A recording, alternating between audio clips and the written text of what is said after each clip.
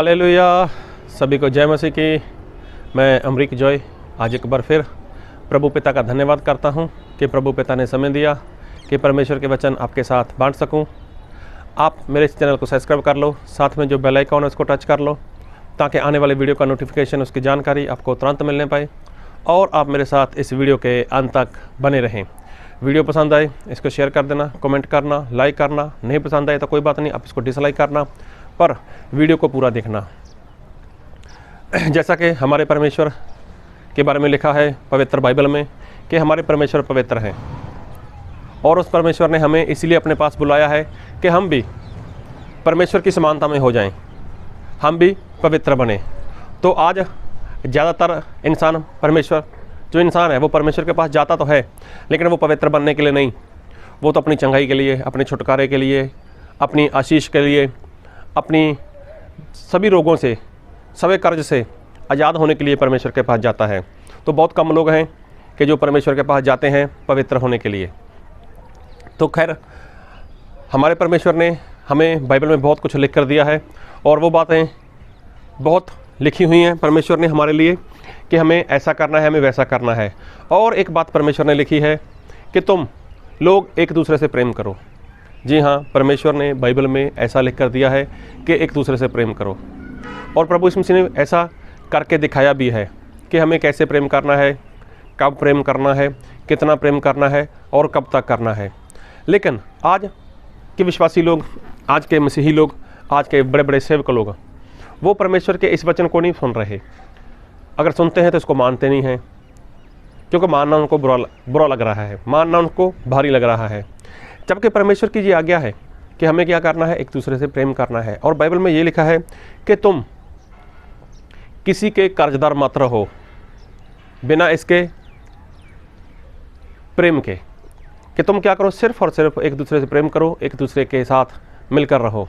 लेकिन आज लोग प्रेम तो नहीं करते, लेकिन आज लोग एक दूसरे के साथ अपनी तुलना करते हैं। जी हाँ, आपने सही सुना, एक दूसरे के साथ वो तुलना करते हैं। और मैं तो ऐसा बोलता हूँ बाइबल से कि तुलना करना वो पाप है। तुलना करना पाप है, ऐसे कैसे बोल सकते हैं? जी हाँ, तुलना करना पाप है। क्योंकि आज इंसान तुलना कैसे करता है? तुलना ऐसे करता है कि वो मेरे से कहाँ पर छोटा है, वो मुझसे कहाँ पर नीचा है और उसको मैं कहाँ पर नीचा दिखा सकता हूँ। ये सारी बात में तुलना होती है। एक वचन पढ़ी देता हूँ आपके लिए और वचन को ध्यान से सुनना।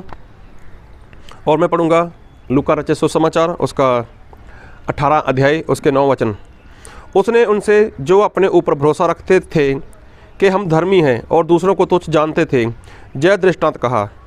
देखो, जो खुद पर भरोसा रखते थे और दूसरे लोगों को क्या समझते थे, उनको वो निकम्मा समझते थे, उनको वो तुच्छ समझते थे।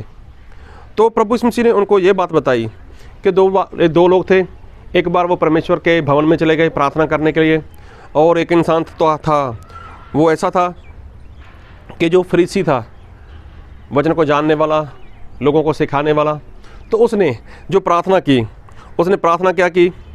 उसने प्रार्थना की, हे परमेश्वर, मैं तेरा धन्यवाद करता हूँ कि मैं दूसरे मनुष्यों के समान अंधेर करने वाला, अन्यायी और व्यभिचारी नहीं, और ना इस चुंगी लेने वाले के समान हूँ।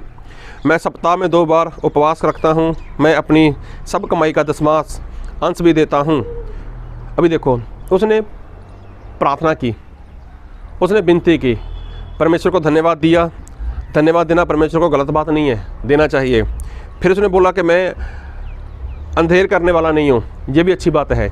लेकिन उसने बोला मैं दूसरे मनुष्यों के समान, खुद को क्या किया उसने, ऊंचा किया, और सामने वाले को क्या किया उसने, नीचा दिखाना शुरू कर दिया। फिर लिखा है मैं अन्यायी नहीं हूँ, मैं बेविचारी भी नहीं हूँ, मैं तो सप्ताह में 2 उपवास करता हूँ और मैं 10वां भी देता हूँ।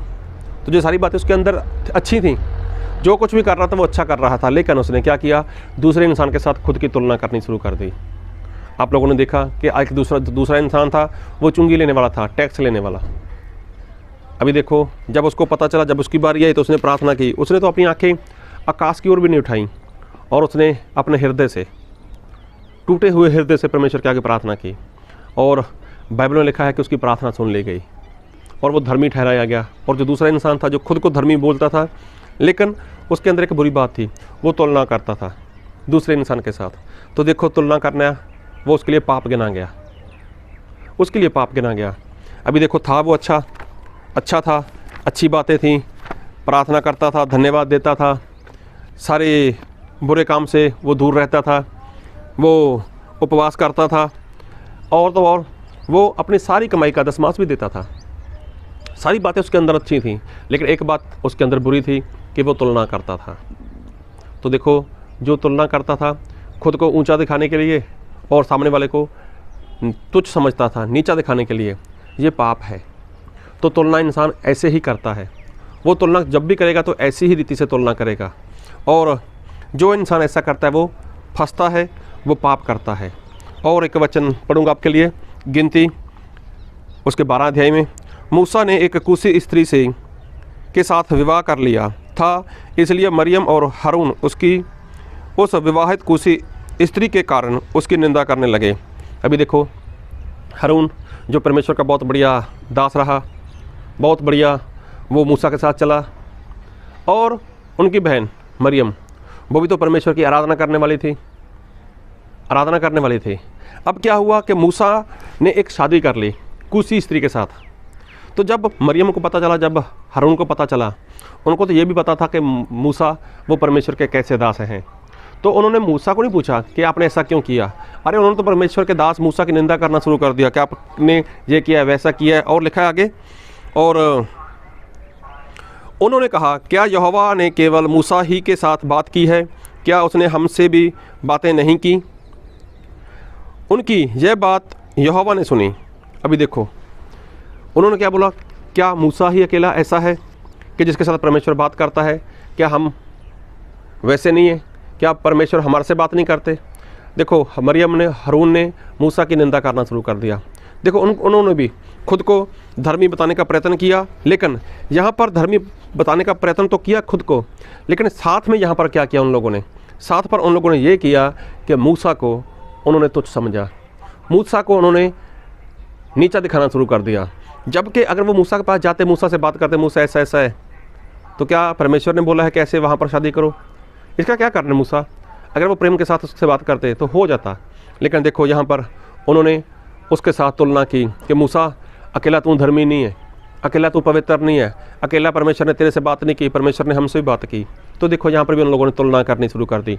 और आगे पढ़कर देखना कि परमेश्वर का क्रोध उनके ऊपर भटक गया, और परमेश्वर ने मरियम के ऊपर कोढ़ वाली जो बुरी बीमारी थी वो आने दी, और मरियम 7 दिन तक वो कोढ़ से परेशान रही, 7 दिन तक कोढ़ में बनी रही। अभी देखो, ये सारी बातें पवित्र बाइबल में लिखी हैं, आप पढ़ना चाहो तो इसको पढ़ सकते हो कि जो मरियम है वो कोढ़न हो गई, और 7 दिन तक वो उसी कोढ़ की बुरी बीमारी में पड़ी रही।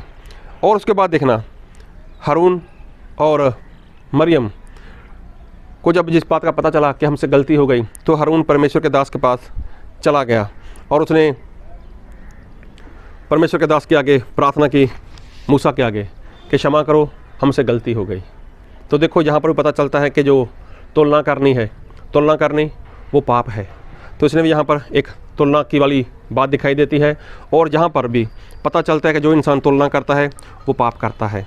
फिर एक वचन और पढ़ूंगा आपके लिए, गिनती उसका 16 अध्याय, और पढ़ो आप इसको पूरा तो आपको पता चल जाएगा, लेकिन मैं थोड़ा वचन पढ़ूंगा।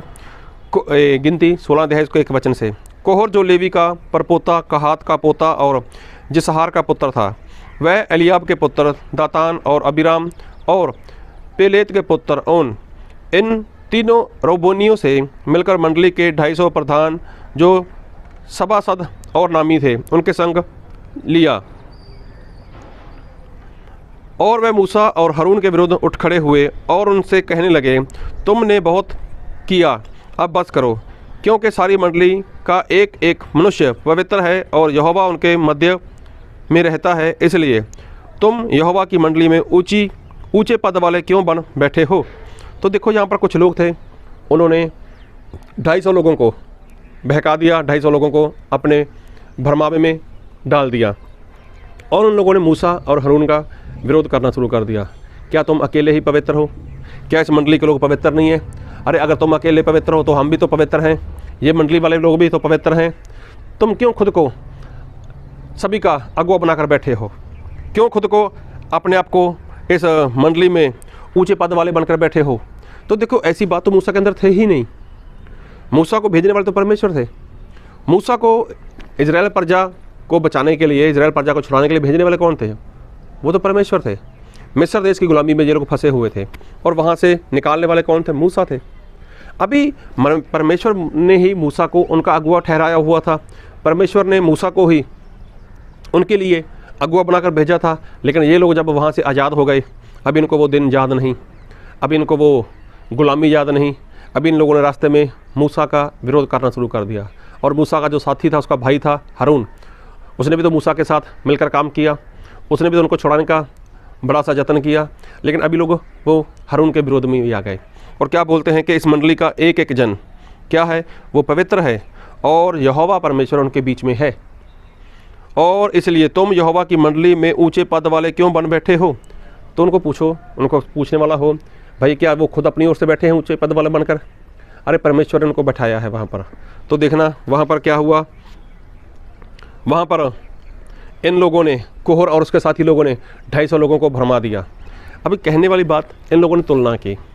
तो ये आप अध्याय पढ़ना तो वहाँ पर पता चल जाएगा कि जब परमेश्वर का क्रोध इनके ऊपर भटका तो परमेश्वर ने मूसा और हारून को बोल दिया, साइड में हो जाओ, अभी मैं दिखाता हूँ कि मैं क्या करने वाला हूँ।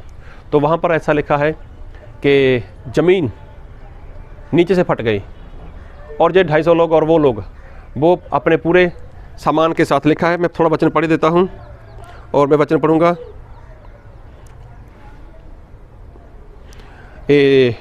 गिनती उसका 16 अध्याय उसके 31 वचन से, वह ये सब बातें कह ही चुका था कि भूमि उन लोगों के पाँव के नीचे फट गई और पृथ्वी ने अपना मुंह खोल दिया और उनका और उनके घर द्वार का सामान और कोहर के सब मनुष्यों और उनकी सारी सम्पत्ति को भी निगल लिया और वह और उनका सारा घर बार जीवित ही अंधोलोक में जा पड़े और पृथ्वी ने उनको ढांप लिया और वह मंडली के बीच में से नष्ट हो गए।